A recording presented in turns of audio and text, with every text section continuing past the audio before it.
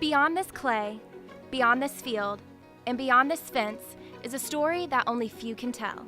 A legacy formed nearly 30 years ago. One program that created a bond the Florida State family will never forget. Years of hard work and determination to create one team, one family. It's not just 1 year that's going to get you there. It's a lot of years that built up to this, and then continue that, and don't forget, who wore the jersey before you, and continue to play hard for that opportunity that we have right now.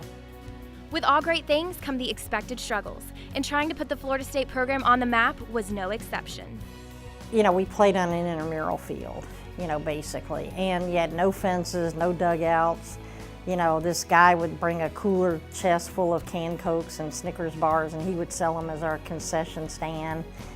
We used the intramural field bathrooms, so it was a little bit different. You didn't have the money to do a lot of things first class.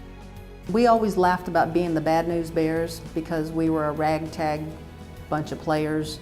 I guess in today's world, we were all walk-ons because there really was no formal process for getting on a team. You just showed up, and if you could play, then you played, and you just hoped that you got enough people out there to do it. So every single one of us played for the pure desire of it. There was no money, no incentive. The only reason we were there was because we wanted to be there. Before Florida State adopted fast pitch as a sport, they had to make a decision that would affect the entire program. FSU was about to switch from AIAW to the NCAA in the fall of 1983. With the NCAA not wanting to take on both slow pitch and fast pitch, it was up to Florida State to make a change. Of course, I lobbied for them to keep fast pitch. A number of schools dropped it. They didn't all change right away. Then the second decision Florida State had to make was, did they keep me as a coach? And happily, they did. And we made the transition very well and pretty quickly. With Coach Graff secured in her job and taking on a new role as a fast pitch coach, she had to find a way to make that transition work. Fast pitch early on was very mental, and I think very tiring for the players and for me as kind of a new fast pitch coach, because you had to think of all the options that could happen. And once that became kind of routine, it wasn't as hard, but I think initially that was a pretty big adjustment. Graff went on to become one of the most successful college softball coaches in history, recruiting top-notch college softball players from all over the country.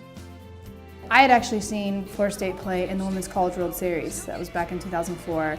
So there was something about just watching the team and watch how excited they were to be there and how they played the game that I was already curious. So when they asked me to come down, I was like, yes. I wouldn't be here at Florida State today if it hadn't been for Coach Graff. She's an amazing coach, amazing woman, what she's established here.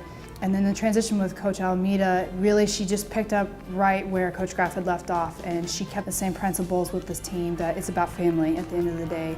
Your teammates, this university, it's all family, we're all one, we're all together.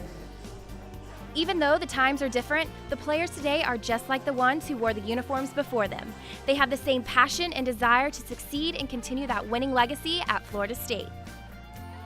Coach Graff took this program, built it through slow pitch, started with nothing in fast pitch, took it all the way to the World Series, and when she retired, she left a program that was ready-made for success.